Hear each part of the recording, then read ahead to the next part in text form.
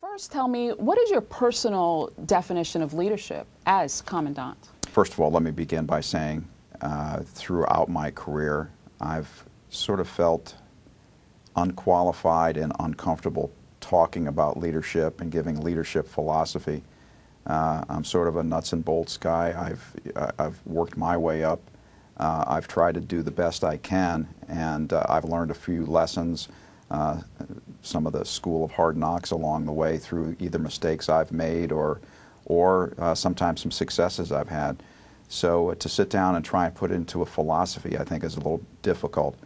So I talk in generalities, and lots of times what I like to do is just give examples of things that have either inspired me or tools that might have worked for me when I talk about leadership, particularly when I enjoy doing this, talking to young people, either young petty officers or the cadets up at the academy.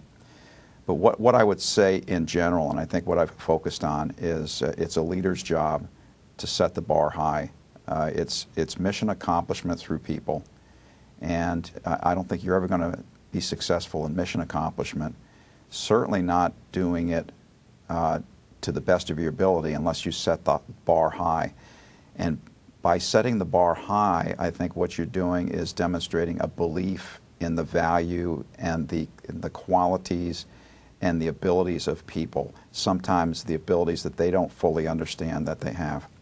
So there's sort of two broadly different individuals that I've focused on over the years that instruct this. The first is Vince Lombardi, the famous football coach of the Green Bay Packers.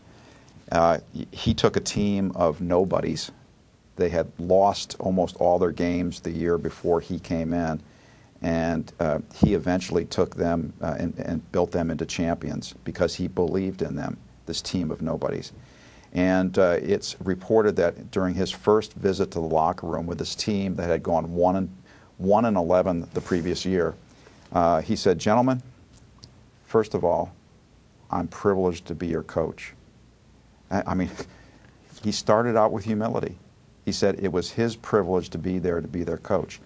And then he said, "Gentlemen, we are going to relentlessly pursue perfection, knowing full well that nothing is ever perfect, but we're going to relentlessly pursue it because in the process we will catch excellence." Mm.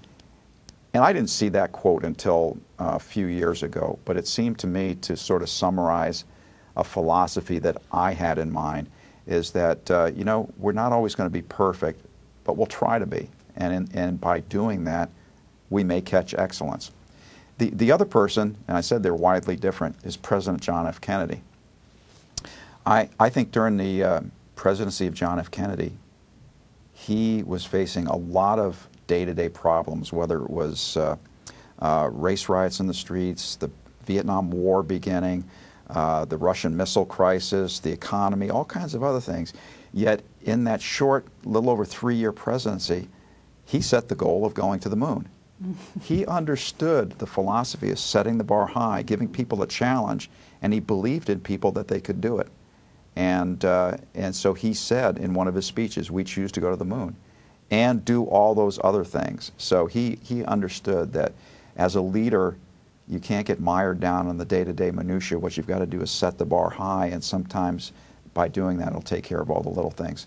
So that's sort of the leadership policy that I've espoused, is trying to set the bar high, trying to make the Coast Guard the best it possibly can be, trying to inspire others, because I can't certainly do it by myself, but I want to empower leaders, primarily the senior leaders who work directly for me, the admirals and the senior captains, and hopefully that flows down within the organization, and we empower all our junior leaders to set that bar high for their area of responsibility, and it will rise, it will cause the entire service to rise.